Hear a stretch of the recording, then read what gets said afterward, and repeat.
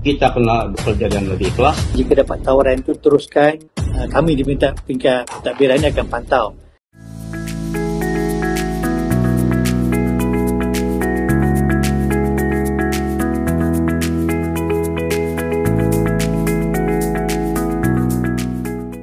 Kursus KPG 3013 atau Insight Guru Profesional ini merupakan sebuah kursus wajib universiti yang perlu diambil oleh setiap pelajar Universiti Pendidikan Sultan Idris, yang di mana kursus ini diwujudkan bertujuan bagi melahirkan insight guru yang menghayati serta sentiasa mengamalkan profesionalisme guru yang berintegriti dalam diri. Justru dalam kursus ini kami dikehendaki untuk menjalankan sesi wawancara bersama dua orang tokoh insight guru profesional yang hebat dari guru bidang dan guru bukan bidang.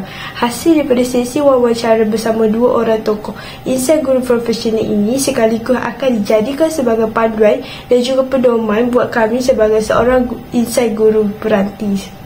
Assalamualaikum dan salam sejahtera. Saya akan mulakan dengan latar belakang bagi guru Bahasa Melayu.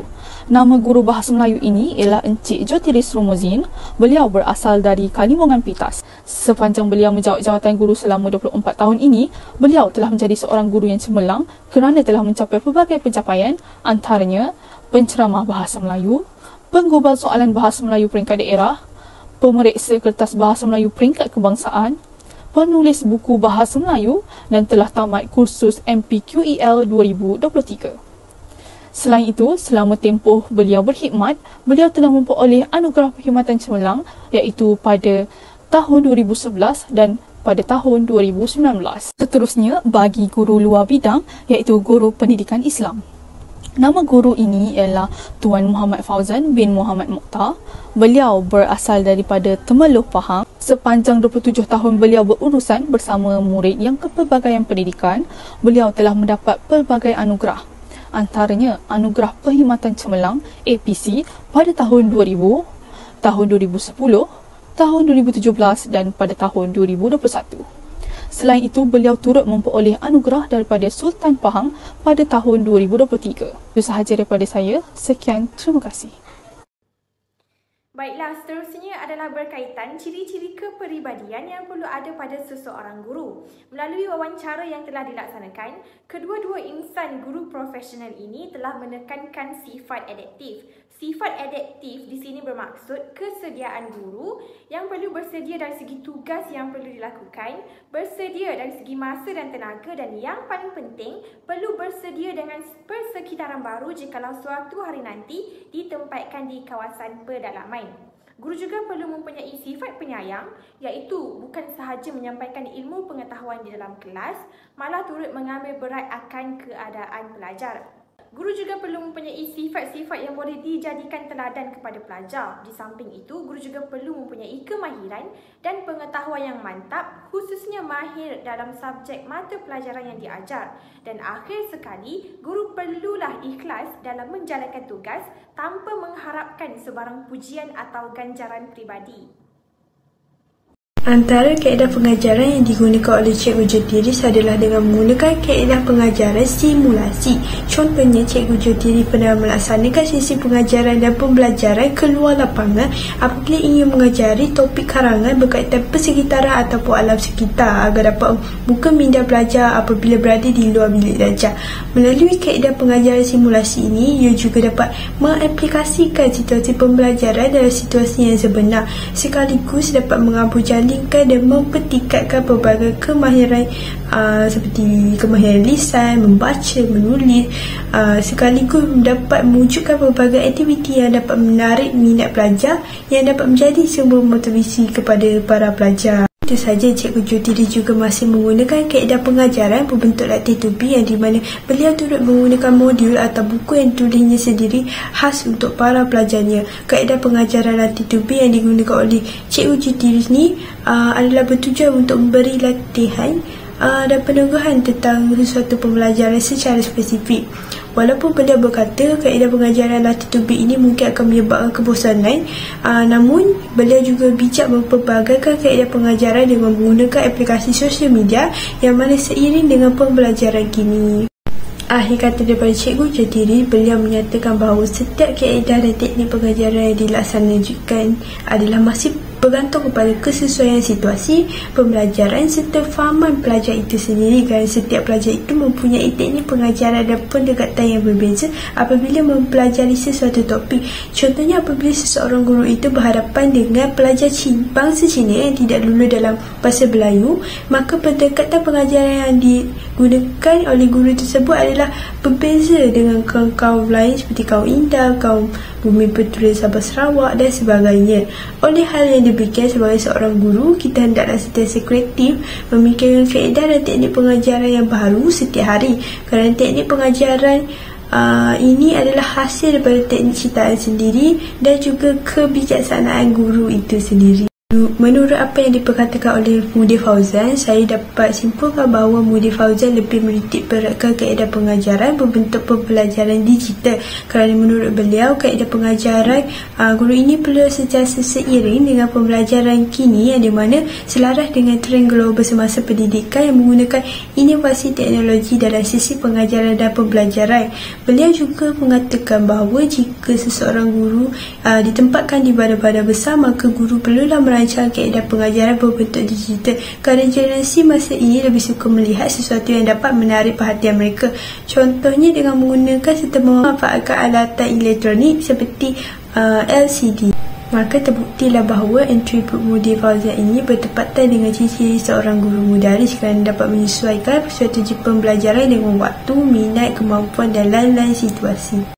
Seterusnya, berikut merupakan beberapa aspek penting yang dikongsikan oleh insan guru profesional dalam mewujudkan pengurusan kelas yang berkesan melalui kaedah mengurus dan mengawal murid dengan jayanya.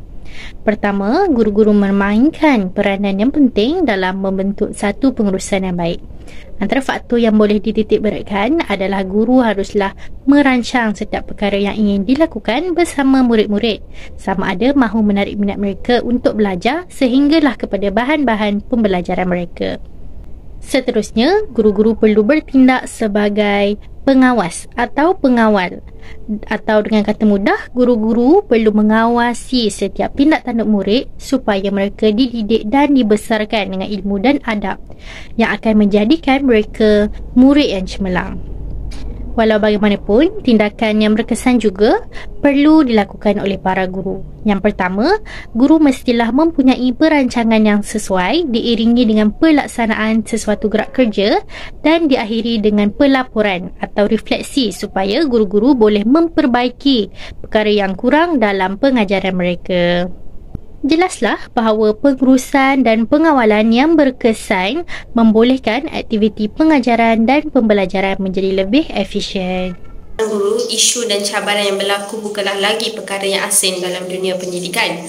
Berdasarkan hasil terbual, menurut kedua-dua guru, isu dan cabaran yang perlu dihadapi sebagai seorang guru dalam dunia pendidikan adalah beban tugas yang banyak. Seseorang guru itu mempunyai pelbagai tugas seperti menjadi guru disiplin, guru persatuan, guru kelas dan sebagainya lagi.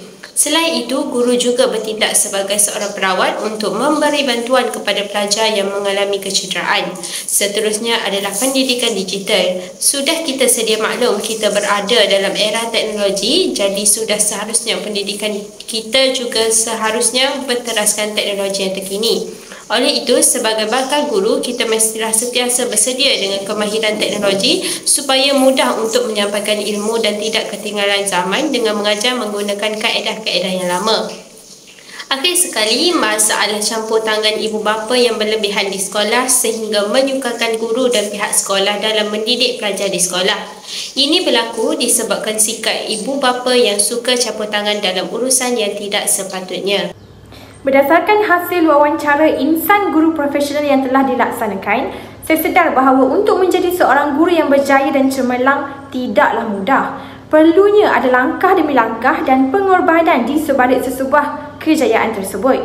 Oleh itu, sebagai guru, kita perlu sentiasa belajar dan memperbaiki diri supaya dapat menyampaikan ilmu pengetahuan secara lebih mendalam dan lebih berkesan kepada pelajar. Daripada hasil temu bual yang telah saya jalankan, saya sedar bahawa banyak persediaan yang perlu dilakukan sebelum bergelar seorang guru. Yang paling penting adalah ikhlas. Ini kerana ikhlas adalah perkara utama yang perlu ada dalam diri seorang guru. Pengorbanan seorang guru amatlah besar untuk mendidik para pelajar supaya menjadi insan yang berjaya, terutamanya dalam kehidupan sebenar mereka. Jadi keikhlasan ini amatlah penting dalam jiwa seorang pendidik. Berdasarkan hasil wawancara kedua-dua insan guru profesional yang telah dilaksanakan, saya telah memperoleh banyak maklumat serta nasihat daripada guru-guru ini. Antara perkara yang saya peroleh ialah penekanan terhadap standard guru Malaysia SGM 2.0 yang menekankan kepada kualiti peribadi, orientasi ilmu, penglibatan komuniti dan instruksional. Keempat-empat elemen ini memperoleh maklumat yang jitu di samping perlu diambil perhatian untuk kita sebagai seorang guru kelab. Itu sahaja daripada saya. Terima kasih. Antara nasihat yang diberikan dari segi pembahagian masa, pembahagian tanggungjawab seharian dan dari segi persiapan ilmu pengetahuan, terutamanya berkaitan dengan pembelajaran yang berarahkan digital learning. Selepas mewawancarakan kedua-dua insan guru profesional, saya sedar bahawa tanggungjawab seorang guru ini amatlah besar dan juga boleh mempengaruhi masa depan sesebuah negara. Oleh itu, sebagai seorang insan guru perantis, saya akan cuba sedaya upaya untuk menjadi seorang pendidik yang amanah dan tanggungjawab, dan sekaligus menerapkan segala nasihat yang diberikan sebagai satu panduan untuk saya sentiasa bergerak ke arah penambahbaikan. Refleksi yang dapat saya kongsikan berdasarkan wawancara dua orang insan guru profesional iaitu Cikgu Jo Tiris dan Ustaz Muhammad Fauzan adalah setiap bakal guru atau insan guru perantis mestilah mempunyai persediaan yang lengkap dan mempunyai ilmu yang luas dalam pelbagai aspek, terutamanya dalam menekankan jeri. Jeri ini terdiri daripada aspek jasmani, emosi, rohani dan intelek. Dengan menerapkan pelbagai aspek penting ini, jati diri setiap guru semakin teguh dan cemerlang. Selepas melaksanakan wawancara insan guru profesional bersama rakan sekumpulan saya dapati bahawa sangatlah penting sebagai seorang bakal guru pendidik, kita harus sedia berkorban dari segi masa, tenaga dan juga kewangan demi memastikan anak murid mendapatkan ilmu yang sepatutnya dan dapat membantu mereka menjadi insan yang berguna kepada bangsa dan negara. Baiklah, secara kesimpulannya, kursus KPG 3013 Insan Guru Profesional ini merupakan satu kursus yang memberi pendekatan kepada para guru perantis berkenaan dengan realiti dalam bidang perguruan. Tugasan yang diberi iaitu mewawancara insan guru profesional yang telah berkhidmat selama lebih daripada 20 tahun ini, telah memberi pendedahan kepada guru perantis berkaitan dengan isu-isu dan juga cabaran yang bakal dihadapi oleh pendidik di sekolah nanti. Selain itu, wawancara yang dilaksanakan turut menjelaskan mengapa pentingnya kepribadian seseorang guru profesional itu harus dimiliki oleh semua bakal pendidik. Dan secara ringkasnya, hasil daripada wawancara tersebut kami mempelajari bahawa terdapat banyak lagi kelemahan yang perlu diperbaiki untuk menjadi bakal pendidik dan belum terlambat bagi kami untuk memperkembangkan kemahiran dan juga menambah ilmu pengetahuan sebelum bergelar sebagai seorang insan guru yang profesional.